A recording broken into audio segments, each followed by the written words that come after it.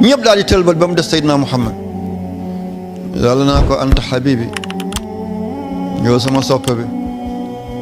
ne ko raayal bopp Daawuda mu jóg bu ko raayee mu daal di jóg mu ne ko jàngal suuratu Ar-Rahmaan allamal Qur'aan xalaqal insaan allamal bayaan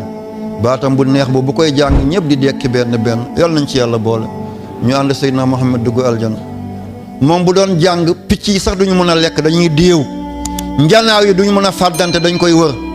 moo tax benn guddi Seydina Muhammad dégg na kuy jàng alxuraan baat bi neex lool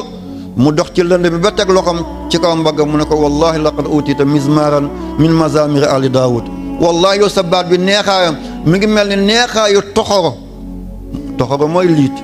bu ñooñ daawuda moom la yàlla jox kon kii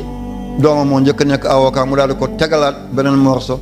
xanaa mooy morso yooyu yu weex yi lang ci ñoom kon du métier bu bon ki Amérique di jooy ba léegi di Roosevelt avocat la woon xeexal na Amérique ba Amérique génn ci ron domination bu Angleterre am réewu boppam toppatul Grande-Bretagne avocat la woon John Ferral Kennedy man gisuma benn réew bu ma dem bu du ma gis luñ ko fa tuddee ba ci weti l'Obélisque fii lycée John Kennedy ku bëggoon nit ku ñuul Kennedy ku réyoon ci xalaat Kennedy bañkat fippukat moom John Kennedy avocat la woon mooy bokk xalaat gu mag gi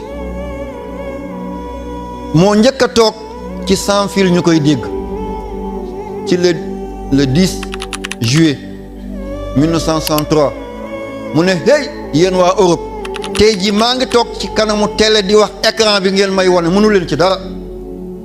tey man la yàlla may aayu Amérique sama aaye andi naa sans fil sama image mi ngi jéggi océan Atlantique di dugg Europe mënu leen ci dara